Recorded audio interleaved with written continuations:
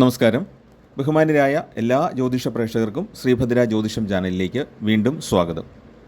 കൊല്ലവർഷം 1202 എന്ന പുതിയ മലയാള വർഷം ആരംഭിക്കാൻ പോവുകയാണ്. ഈ പുതിയ മലയാള വർഷത്തിൽ ഓരോ നക്ഷത്രക്കാർക്കുമുള്ള ഫലങ്ങളാണ് നമ്മൾ നോക്കിക്കൊണ്ടിരിക്കുന്നത്. മകം നക്ഷത്രക്കാരുടെ ഫലമാണ് ഈ വീഡിയോയിൽ നമുക്ക് നോക്കാനുള്ളത്. 2026 ഓഗസ്റ്റ് 17 തീയതിയാണ് ചിങ്ങ 1 തീയതി. അന്നു മുതലാണ് പുതുവർഷം ആരംഭിക്കുന്നത്. വരുന്ന മലയാള പുതുവർഷത്തിൻ്റെ ആരംഭത്തിൽ മകം നക്ഷത്രം ഉൾപ്പെടുന്ന ചിങ്ങക്കൂറുകാർക്ക് വ്യാഴം 12-ലും രാഹു 7-ലും ശനി അഷ്ടമത്തിലും സഞ്ചരിക്കുന്ന സമയമാണ്. ഗുണവും ദോഷവും ലാഭവും നഷ്ടവും മാറി മാറി അനുഭവപ്പെടുന്നതിനാണ് സാധ്യതയുള്ളത്. വ്യാഴം 12-ാം ഭാവത്തിലാണെങ്കിലും ഉച്ചരാശിയിൽ വന്നിട്ടുള്ളതുകൊണ്ട് പഴയ കടബാധ്യതകൾ കുറേയെങ്കിലും കൊടുത്തു തീർക്കാൻ അവർക്ക് സാധിക്കുന്നതാണ്. ഭൂമി വിൽപ്പനയിൽ തടസ്സങ്ങൾ വന്നേക്കാം. ഇൻഷുറൻസ്, ചിട്ടി, ഊഹക്കച്ചവടം എന്നിവയിൽ നിന്ന് ധനാഗമം ഉണ്ടാകും. ഈ ശനി അഷ്ടമത്തിലായതുകൊണ്ട് കുറച്ച് പ്രയാസങ്ങളും ബുദ്ധിമുട്ടുകളും തടസ്സങ്ങളും ഒക്കെ ഇടയ്ക്കിടയ്ക്ക് അനുഭവപ്പെട്ടുകൊണ്ടിരിക്കും. എന്നാൽ വ്യാഴത്തിൻ്റെ ഗുണം കൊണ്ട് കുറച്ച് ധനലാഭം ഉണ്ടാകും. ഈ രീതിയിലാണ് മാറി മാറി അനുഭവങ്ങൾ ഉണ്ടായിക്കൊണ്ടിരിക്കുന്നത്.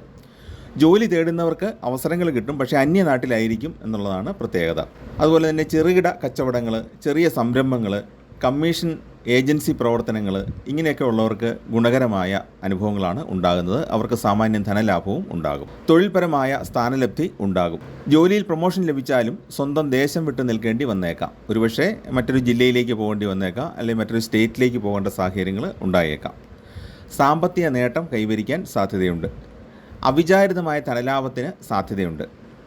ഈ വർഷം പൊതുവെ വിശ്രമം കുറഞ്ഞിരിക്കും എന്നുള്ളതാണ് ഒരു പ്രത്യേകത. എന്നാൽ സാമ്പത്തിക വിഷമതകൾക്ക് കുറേ പരിഹാരവും ഉണ്ടാകും. ഇവിടെ നമ്മൾ ഓർക്കേണ്ടത് വലിയൊരു സമ്പത്ത് കയ്യിലേക്ക് വരുന്നതിനേക്കാളും നിലവിലുള്ള കടങ്ങൾ കൊടുത്തു തീർക്കുക, അതുപോലെ തന്നെ നമ്മളുടെ ഉത്തരവാദിത്തങ്ങൾ നിറവേറ്റാനുള്ള പണം കിട്ടുക, മക്കളുടെ കാര്യങ്ങൾ നോക്കാനും വീട്ടിലെ കാര്യങ്ങളൊക്കെ നോക്കാനായിട്ട് പണം ലഭിച്ചുകൊണ്ടിരിക്കും. വൻതോതിലുള്ള ഭാഗ്യ നേട്ടങ്ങൾക്കല്ല സാധ്യത ഉള്ളത്.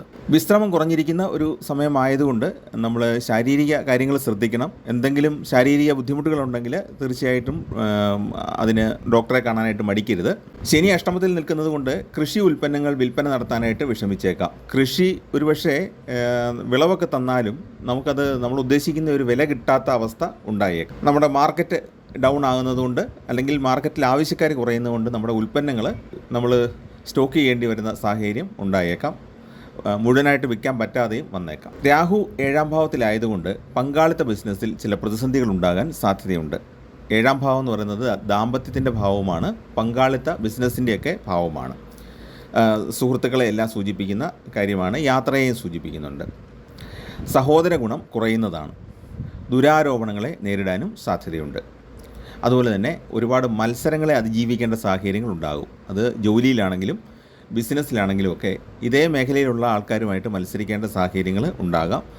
ജോലിയിലാണെങ്കിൽ സഹപ്രവർത്തകരുമായിട്ടുള്ള ചെറിയ മത്സരങ്ങൾ ഉണ്ടാകാം. പുറമേ കാണിച്ചില്ലെങ്കിലും ഉള്ളിൽ ചില മത്സരങ്ങൾ അനുഭവിക്കേണ്ടി വരും. പൂർവിക സ്വത്തിനായിട്ട് കേസുകളോ വ്യവഹാരങ്ങളോ ഒക്കെ നടത്തേണ്ട സാഹചര്യങ്ങളുണ്ടാകാം.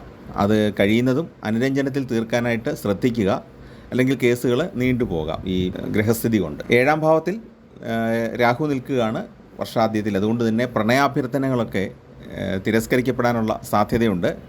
ഒരുപക്ഷെ പ്രണയബന്ധങ്ങൾ തന്നെ പലപ്പോഴും വിഷമകരമായ അവസ്ഥയിൽ കൂടെ ആയിരിക്കും മുന്നോട്ട് പോകുന്നത്.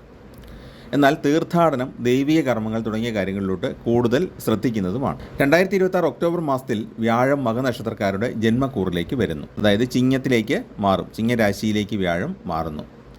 ജന്മവ്യാഴം കുറച്ച് വിഷമതകൾ സൃഷ്ടിക്കും.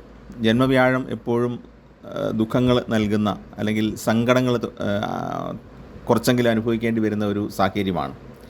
പല കാര്യങ്ങൾ കൊണ്ട് മനോദുഃഖങ്ങൾ ഉണ്ടാകാം. ഗൃഹത്തിൽ നമ്മുടെ സാന്നിധ്യം ആവശ്യമുള്ള സമയത്ത് തന്നെ ജോലി ആവശ്യത്തിനോ അല്ലെങ്കിൽ വ്യക്തിപരമായ നമ്മുടെ ആവശ്യങ്ങൾക്ക് വേണ്ടിയിട്ടോ ദൂരേക്ക് പോകേണ്ടി വന്നേക്കും. എങ്കിലും ഈ സമയത്ത്, ജന്മവ്യാഴം ഇരിക്കുന്ന സമയത്ത്, പുണ്യസ്ഥലങ്ങൾ സന്ദർശിക്കുന്നതിന് യോഗമുണ്ട്. വർഷമധ്യത്തോടെ വിചാരിക്കാത്ത അധിക ചെലവുകൾ ഉണ്ടാകാൻ സാധ്യതയുണ്ട്. എങ്കിലും ഈ സമയത്ത് സമൂഹത്തിൽ ചില സ്ഥാനമാനങ്ങൾ ലഭിക്കാനും സാധ്യതയുണ്ട്.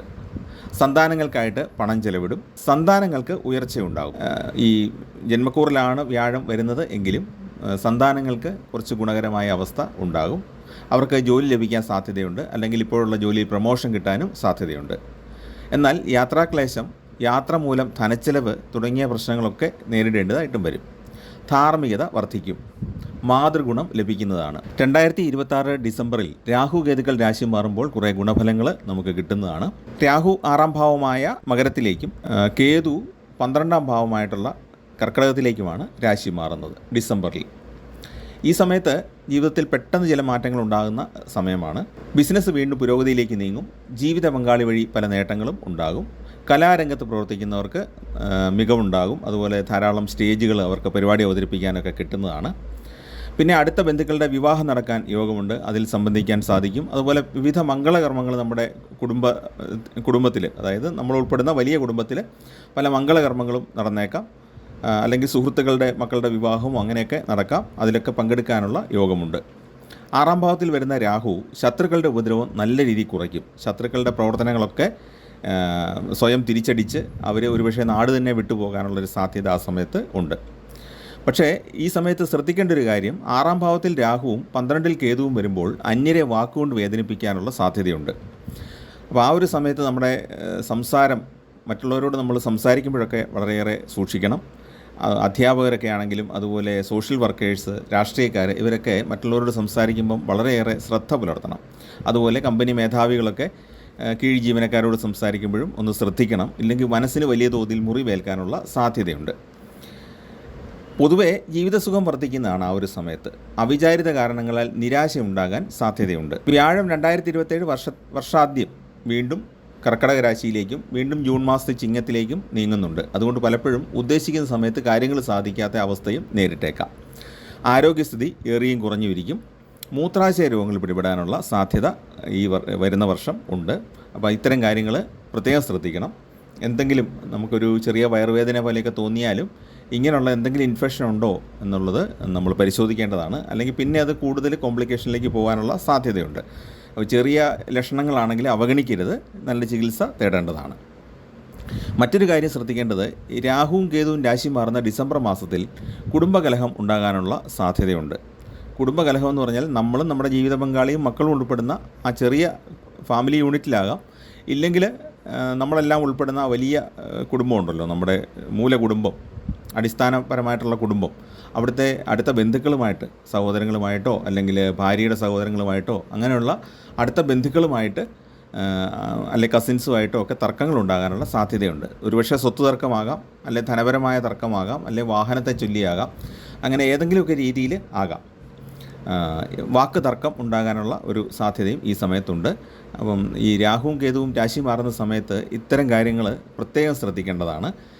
സംയമനത്തോടെ കഴിയുന്നതും പെരുമാറുക. തർക്കം ഉണ്ടായാൽ തന്നെ അത് അനുരഞ്ജനത്തിൽ പരിഹരിക്കാനായിട്ട് ശ്രമിക്കുക. കാരണം കേസും വ്യവഹാരമൊക്കെ ആയിട്ട് പോയി കഴിഞ്ഞാൽ കുറേ അത് നീണ്ടുപോകും.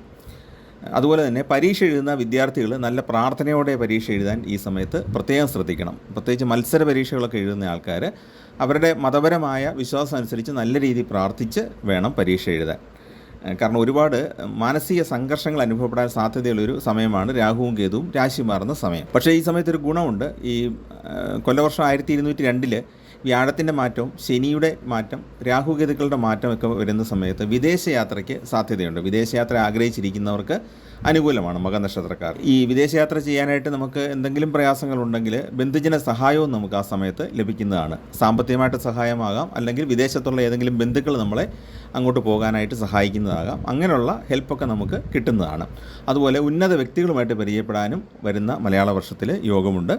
ആ പരിചയങ്ങൾ കൂടെ നമ്മുടെ കാര്യങ്ങളും നമ്മുടെ സന്താനങ്ങളുടെ കാര്യങ്ങളിലും ഒക്കെ പല ഗുണങ്ങളും പല ഉപകാരങ്ങളും നമുക്ക് ലഭിക്കുന്നതാണ്. അപ്പോൾ ഇതാണ് പൊതുവായിട്ടുള്ള മകനക്ഷത്രക്കാരുടെ ഫലം. ഇനി നമുക്ക് മകനക്ഷത്രക്കാർ ചെയ്യേണ്ട വഴിപാടുകളെപ്പറ്റി നോക്കുമ്പം ഞായറാഴ്ചകളിലും മകനക്ഷത്രം വരുന്ന ദിവസങ്ങളിലും അതിരാവിലെ സൂര്യഭഗവാനെ പ്രാർത്ഥിക്കുന്നത് നല്ലതാണ്. അതുപോലെ സൂര്യസ്തോത്രങ്ങൾ ജപിക്കുന്നതും ഉത്തമമാണ്. സൂര്യക്ഷേത്രത്തിലോ അല്ലെങ്കിൽ ശിവക്ഷേത്രത്തിലോ വഴിപാടുകൾ ചെയ്യുക.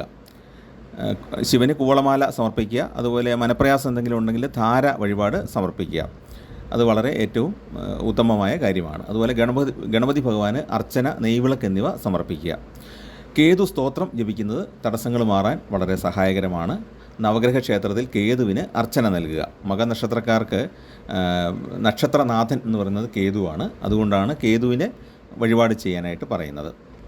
പിന്നെ നമുക്ക് ശത്രുദോഷം മാറാനും അതുപോലെ മാനസികമായ പ്രശ്നങ്ങളൊക്കെ മാറാനും അസുഖങ്ങൾ ഒരു പരിധിവരെ മാറാനും സഹായിക്കുന്നതാണ്. നരസിംഹമൂർത്തിക്ക് വ്യാഴാഴ്ച വിളക്ക് തെളിച്ച് പ്രാർത്ഥിക്കുക. ധൈര്യം കുറയുന്നതായിട്ട് തോന്നുന്ന സന്ദർഭങ്ങളിലെല്ലാം ഇത് ഉപകാരപ്പെടുന്നതാണ്. നല്ലൊരു ഗുരുവിൻ്റെ ഉപദേശം വാങ്ങിയ ശേഷം നരസിംഹ മന്ത്രം ജപിക്കുന്നതും അത്യന്തം ഗുണം ചെയ്യുന്നതാണ്. അപ്പോൾ ഈ വല്ലാതെ നമുക്ക് പ്രയാസം വരുന്ന സമയത്ത്, ശത്രുക്കൾ നമ്മളെ വല്ലാതെ ഉപദ്രവിക്കുന്ന സമയത്തൊക്കെ നരസിംഹമന്ത്രം ജപിക്കുന്നത് നല്ലതാണ്. ഇതൊരു ഉഗ്രമൂർത്തി ആയതുകൊണ്ട് തന്നെയാണ് ഗുരുവിൻ്റെ ഉപദേശം വാങ്ങിക്കണമെന്ന് പറയുന്നത്.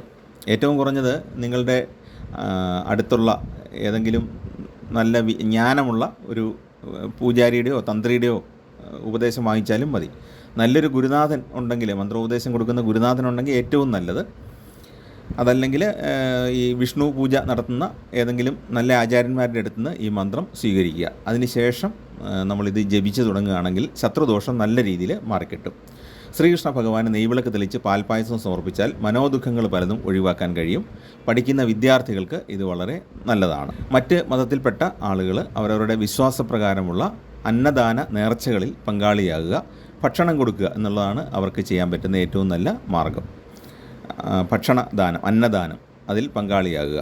ഇല്ലെങ്കിൽ നിങ്ങൾക്ക് രഹസ്യമായിട്ട് ചെയ്യണമെന്നുണ്ടെങ്കിൽ നിങ്ങൾ തന്നെ അർഹരായിട്ടുള്ള പാവങ്ങളായിട്ടുള്ള ആൾക്കാർക്ക് ഭക്ഷണം നൽകി അവരെ സഹായിക്കും. ഇത്രയുമാണ് മകനക്ഷത്രക്കാരുടെ സാമാന്യ വർഷഫലമായിട്ട് നമുക്ക് പറയാനുള്ളത്. ചാനൽ പറയുന്ന കാര്യങ്ങൾ നിങ്ങൾക്ക് ഇഷ്ടപ്പെടുന്നുണ്ടെങ്കിൽ, അതുപോലെ നിങ്ങളുടെ ജീവിതവുമായിട്ട് കുറേയെങ്കിലും ഒത്തുവരുന്നുണ്ടെങ്കിൽ ചാനലൊന്ന് സബ്സ്ക്രൈബ് ചെയ്യുക. അതുപോലെ നിങ്ങളുടെ അഭിപ്രായങ്ങൾ രേഖപ്പെടുത്തുക. ചാനൽ ജോയിൻ ചെയ്യാൻ ആഗ്രഹിക്കുന്നവർ വീഡിയോയുടെ താഴെയുള്ള ജോയിൻ ബട്ടൺ ക്ലിക്ക് ചെയ്ത് ചാനലിൽ നിങ്ങൾക്ക് മെമ്പറാകാവുന്നതാണ്. അപ്പോൾ നിങ്ങൾക്ക് മെമ്പർമാർക്ക് മാത്രമുള്ള വീഡിയോകളും കാണാൻ സാധിക്കും. അതുപോലെ നിങ്ങളുടെ വ്യക്തിപരമായ സംശയങ്ങളും നിങ്ങൾക്ക് ചോദിക്കാൻ സാധിക്കുന്നതാണ്. എല്ലാവർക്കും നന്മയുണ്ടാകട്ടെ, ഈശ്വരാനുഗ്രഹം ഉണ്ടാകട്ടെ എന്ന് പ്രാർത്ഥിക്കുന്നു. നമസ്കാരം.